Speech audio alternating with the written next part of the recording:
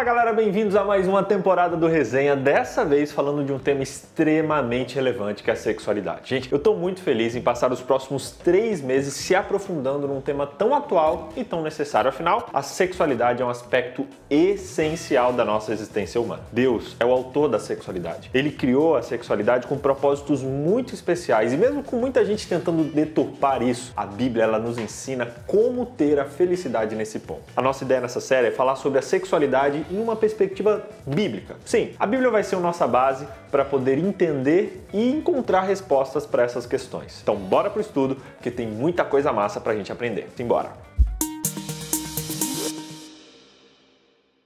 Você já ouviu a expressão cosmovisão? Ela se refere à visão de mundo que cada um de nós temos. Ela é o conjunto de valores, crenças e concepções que moldam a nossa vida, as nossas decisões, mesmo que de maneira inconsciente. Cosmovisão é como o óculos através do qual a gente enxerga o mundo. Se eu uso um óculos assim, eu enxergo o mundo de uma maneira. Agora, se eu coloco, por exemplo, um óculos escuro, se liga aqui nesse aviador, eu enxergo tudo à minha volta de outra maneira. Cosmovisão é mais ou menos isso. É como o óculos que a gente coloca na frente da nossa visão que nos ajuda e nos influencia na maneira com a qual a gente vê o mundo e toma as nossas decisões. A mídia, a política, a educação, os relacionamentos, tudo isso influencia de alguma forma a nossa cosmovisão. A gente absorve os valores em tudo que a gente entra em contato e mesmo sem perceber, você usa esses valores como parâmetro para suas escolhas e para suas decisões. Isso se torna até um perigo, porque a gente pode incluir nos nossos óculos vários conceitos criados por homens, várias ideias deturpadas a respeito da vida, dos relacionamentos e da sexualidade. Se os nossos óculos estiverem deturpados, a nossa visão também estará. Experimente usar um óculos escuro como esse que eu estou usando, por exemplo, e claramente sua visão vai ser influenciada e tudo que você olhar vai estar amarelado, ou seja, o óculos que você usa determina a maneira pela qual você enxerga o mundo que está à sua volta. Viu só? Estar atento à nossa cosmovisão é essencial, porque mesmo sem perceber, ela influencia diretamente as suas decisões. A lição, inclusive, chama essa cosmovisão de script. Ela diz que a cosmovisão é como se fosse o script através do qual a gente enxerga o mundo. O único caminho seguro para usarmos como base para o nosso script, para a nossa cosmovisão, é a palavra de Deus. A cosmovisão humana é falha. O nosso único porto seguro é usarmos a cosmovisão bíblica, tendo a palavra de Deus como base, como guia para escolhermos as lentes que usaremos. A Bíblia tem que ser a nossa lente. Ela tem que ser o formador da nossa cosmovisão e da nossa opinião. Ela tem que ser o óculos através do qual a gente enxerga a sociedade. Só assim a gente vai estar seguro quanto a teorias pegajosas que tentam influenciar a nossa visão de mundo. A questão da sexualidade é um dos principais pontos deturpados pelas cosmovisões contemporâneas. Cada vez mais surgem mais teorias e mais pessoas querendo impor teorias humanas sobre a sexualidade. Muitos, inclusive, usam até a Bíblia para legitimar as suas ideias que, na verdade, na maioria delas, não são nada bíblicas. Eles tentam adaptar a Bíblia à sua própria visão da realidade e da sexualidade. Quem age assim trata a Bíblia como uma ferramenta de trabalho e não como um guia de vida. Se ela descreve algo que confirma o que eu penso, não, beleza, eu aceito. Se não, eu recuso. Já começa errado. Gente, esse é o caminho para o engano. A gente tem que sempre se perguntar e perguntar para a Bíblia o que ela diz sobre determinado assunto e nunca irmos a ela para apenas comprovar o que a gente pensa. Isso é perigoso demais. Isso porque a gente pode provar tudo com a Bíblia, inclusive que Deus não existe. Você sabia? Salmo 14 diz: Deus não existe. Lendo só isso, você pode usar esse texto para dizer, gente, Deus não existe e fazer coisas absurdas. Mas olha, se você ler o contexto do verso, você vê que essa é uma afirmação de um tolo, de um louco. Diz o tolo em seu coração: Deus não existe. Dá para provar tudo pela Bíblia, usando-a fora de contexto e sem um estudo profundo. Por isso, muito cuidado, inclusive com ideias estranhas que supostamente dizem estar na Bíblia. Pesquise por si mesmo, com humildade, com oração. Cuidado, muito cuidado para não ser enganado.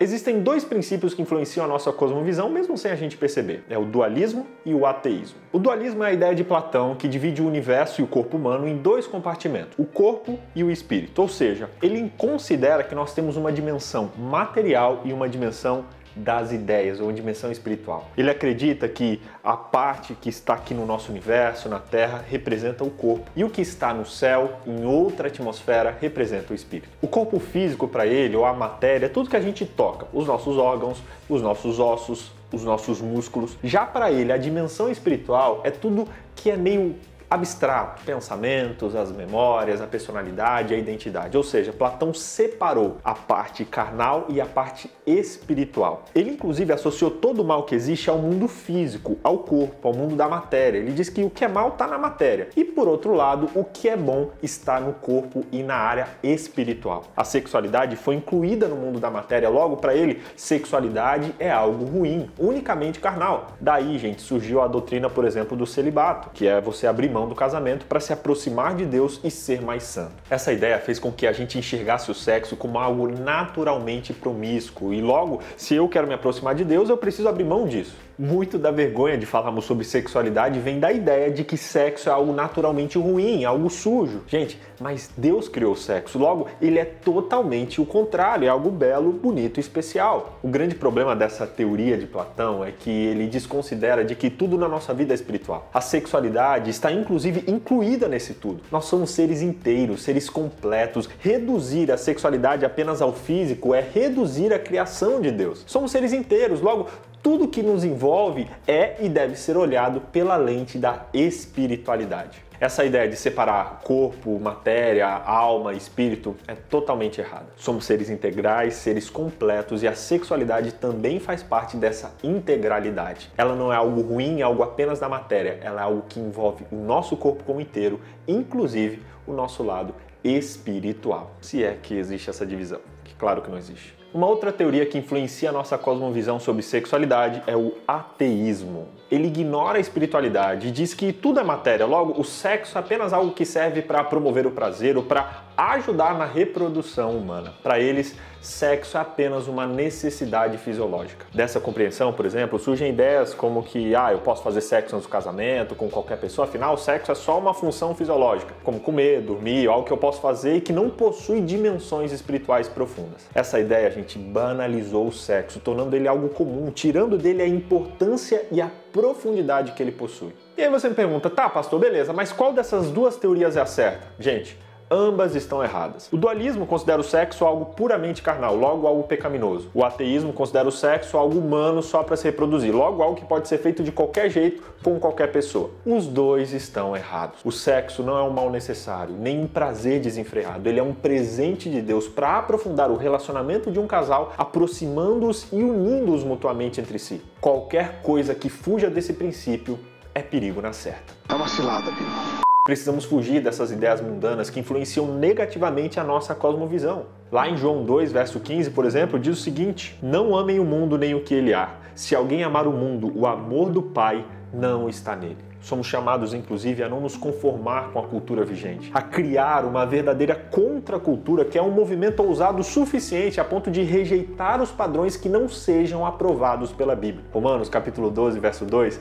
afirma que não devemos nos conformar com a cosmovisão, com os scripts desse mundo. Lá é dito, não se moldem pelo padrão desse mundo, mas transformem-se pela renovação da sua mente, para que sejam capazes de experimentar e comprovar a boa, agradável e perfeita vontade de Deus. Precisamos ser transformados pela renovação da nossa mente. Precisamos ser mudados, ser guiados por uma mente nova, para assim vivermos a perfeita, agradável e boa vontade de Deus. Para que isso aconteça, é necessário sacrifício. Romanos 12, verso 1 nos chama a apresentar o nosso corpo como um sacrifício vivo, completamente aberto, exposto, vulnerável e não fechado para a atuação do Espírito Santo e da palavra de Deus. Seja humilde, seja um sacrifício vivo. Abra mão das suas ideias preconcebidas e vá à palavra de Deus em busca de conselhos para a sua vida prática. Esteja aberto para ouvir e aceitar o que a Bíblia quer dizer. E aqui eu já deixo uma pergunta. Você está aberto para ouvir o que Deus tem a dizer sobre sexualidade? Ou você está assistindo esse vídeo só para ver se o pastor BJ vai falar coisas que você concorda ou que você discorda? Se você não está aqui em humildade, é melhor você fechar esse vídeo